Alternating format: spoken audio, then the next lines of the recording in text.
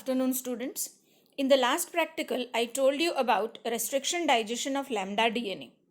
Okay, in that we studied how the lambda phage DNA is treated with restriction enzyme and broken down into fragments. Now, into how many fragments the lambda DNA is broken is to be studied after performing agarose gel electrophoresis. That means the lambda DNA is first treated with restriction endonuclease like EcoR1, HIND3 or together. Both the enzymes can be used together. And once it has been treated with the restriction enzymes like EcoR1, HIND3 or both, then we have to perform agarose gel electrophoresis to separate the fragmented DNA and study how many fragments are formed by EcoR1 or HIND3 restriction enzyme. Okay, now let us study how agarose gel electrophoresis is performed. Right. Now, gel electrophoresis is a widely used technique for analyzing nucleic acids, proteins. Usually for analyzing nucleic acids, we use agarose gel electrophoresis, and for analyzing proteins, we perform polyacrylamide gel electrophoresis. Okay. Now, gel electrophoresis is a procedure that separates molecule on the basis of their size and hence their rate of movement through a gel under the influence of an electric field. Okay. Now, DNA is negatively charged.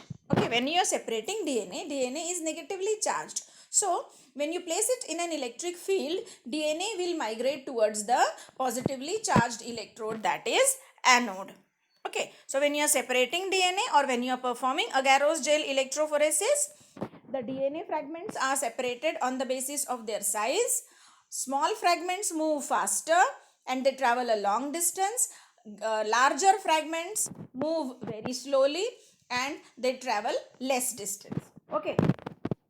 So, agarose gel electrophoresis is used to show the movement of DNA and separate them by size. Right. As I told you, when DNA is placed in electric field, because it is negatively charged, it will move towards positively charged electrode, that is anode. Okay. Now, when you prepare agarose gel, it is porous in nature and hence it allows the movement of DNA through it. Now, this is an agarose powder. It is a linear polymer extracted from seaweed. And how to make the gel? So, agarose gel is prepared by mixing the agarose powder in a buffer solution, whichever buffer we are using, like TAE buffer. And you have to take a conical flask for boiling the buffer. This is the electrophoresis apparatus. I will tell you about this later. Okay. Now, agarose powder is added to the buffer solution, taken in the flask. Buffer solution is added, mix. Now, agarose doesn't dissolve in buffer at room temperature. So, it has to be heated. You either heat it in an incubator or on a hot plate and dissolve. Okay, once and be careful while boiling, the agarose solution may become superheated and may boil violently. If it has been heated for too long time in a microwave oven, so you have to just take care that allow the heating so that the agarose dissolves in the buffer. Okay, once the agarose dissolves in the buffer, it has to be poured into the tray. Okay, now let us discuss about the electrophoresis apparatus. So what we need is a power supply. Then this is a gel tank. Okay, this is a power supply. Okay, which will supply current. This is a gel tank, right? Then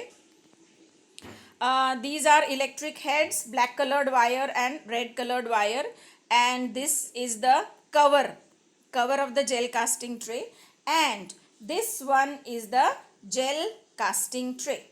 Okay, so these are the various apparatus that are required: gel casting tray, gel tank, power supply, lid or cover, and electric wires. Okay, and these, the white ones shown here are the combs. The white ones shown here are the combs, right? So these white ones are combs. They are used for forming wells in the gel, and this is a gel casting tray. As you can see from the diagram, the gel casting tray is having two sides closed and having grooves from where we can put the combs. These are the grooves from where we can put the combs, and the two sides of the gel casting tray are open. So the first thing we need to do is close the two sides of the gel casting tray which are open. So the open sides are sealed by using a sellotape or a insulating tape. So the two sides which are open are first sealed. Okay, after you seal it, in each of the groove you place a comb depending upon how many number of wells you require. So you have to place the comb in the groove and then pour the agarose gel. Okay, so this is the tray. So here, as shown in the diagram, we have sealed the open sides of the gel casting tray, and once you seal the open sides of the gel casting tray, you have to put the combs into it and then add the buffer.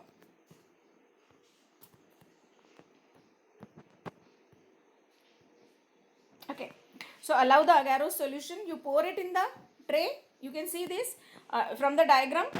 This is the side which is sealed by a sellotape or insulating tape, and these sides having grooves we have placed the combs. Okay, now you pour the agarose gel and allow the gel to set or solidify.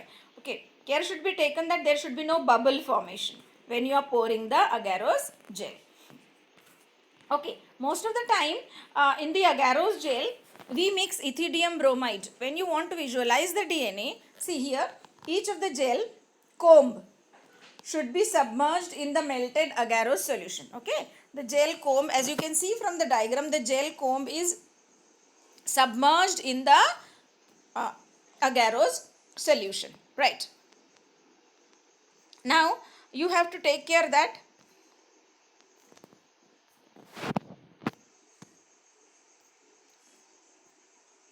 see, when we are pouring the gel in the gel casting tray, we have to be very careful that there should be no bubble formation. And once the agarose gel is set, we have to carefully remove the comb. Okay. Once the agarose gel is set, and if the it's a flexible gel, so it should appear lighter in weight, lighter in color, sorry, when it is completely cooled, and you carefully remove each of the comb. When you remove each of the comb, wells are formed in the gel. Now, you have to lift the gel and place the gel in the electrophoresis chamber. This is the electrophoresis or buffer tank. You have to place the gel in the electrophoresis tank. Now, when you place the gel in the electrophoresis tank, after that, you have to pour the buffer into it. Okay, pour the buffer. And care should be taken that when you pour the gel should be submerged at least 1 millimeter above the gel. There should be buffer. So the gel should be submerged in the buffer. Right. So you can see here, add enough electrophoresis buffer to cover the gel to a depth of at least 1 millimeter. Make sure that each well that has been formed in the gel should be filled with buffer. So you can see here, this is cathode. The another side is on the right side there is anode. On the left side there is cathode. The tank is filled with buffer and the gel is submerged inside the buffer. Each and every well in the gel is filled with buffer. Once you are ready, we have to start the power supply. Before starting the power supply, you have to load the sample into the gel. Now, yesterday we have studied how restriction digestion of lambda DNA is done.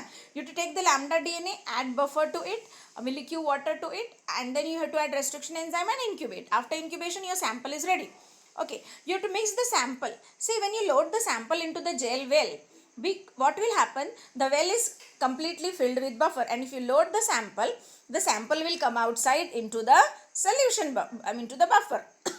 So what is important is your sample should be heavy, so that when you place it in the well, the sample should sink. Okay, and when your sample is traveling through the gel and if it is colorless, you will not be able to know how long the sample has traveled. So the sample is to be mixed with a tracking dye. Okay, tracking dye is generally bromophenol blue, which is blue in color. And the tracking dye moves faster than the DNA. So the tracking dye blue color you will be able to see, and your sample DNA will be behind the tracking dye. Okay, so tracking dye is added into the sample, number 1. Number 2, it is also called as gel loading dye. Number 2, your sample should be heavy so that when you load the sample into the well, it should sink into the well. Okay, so to make your sample heavy, the sample is mixed with glycerol or sucrose. Okay, so mix the sample of DNA with 6x sample loading buffer and tracking dye with tracking dye. This allows the sample to be seen when loading into the gel and increases the density of the sample, causing them to sink into the gel well. Okay, so your sample now becomes blue in color because it has gel loading dye or tracking dye and glycerol for weight. After that, say 10 to 20 microliter of the sample is to be loaded into the well that has been formed in the gel. So carefully load the sample. So here we have shown there is a micropipette tip having sample, and you have to load it carefully into each well. Okay, carefully place the pipette tip over the well. Gently expel the sample. The sample should sink into the well. It should not float into the buffer. Okay, once your sample loading is over, you have to close the tank or cover the tank with the lid. Otherwise, the buffer can evaporate and its you can see composition may get disturbed. So place the cover of the electrophoresis chamber, then connect the electrical leads. Connect the electrical leads to the power supply. Be sure that the leads are attached correctly. Positive terminal of the tank to the positive terminal of power supply and negative terminal of the tank to the negative terminal of the power supply. Be sure that the leads are attached correctly. DNA migrates towards positive electrode or anode, that is red. When the power is turned on, bubbles will be formed. Okay, because of gas production, oxygen is there and hydrogen is there. So if there is enough of bubble formation, that means the instrument is working properly and even the power supply is working properly. Right. Now, after the current is applied, make sure that the gel is running in correct direction. If the gel is running in correct direction, you will be able to see blue colored dye moving forward. Okay, coming out of the well.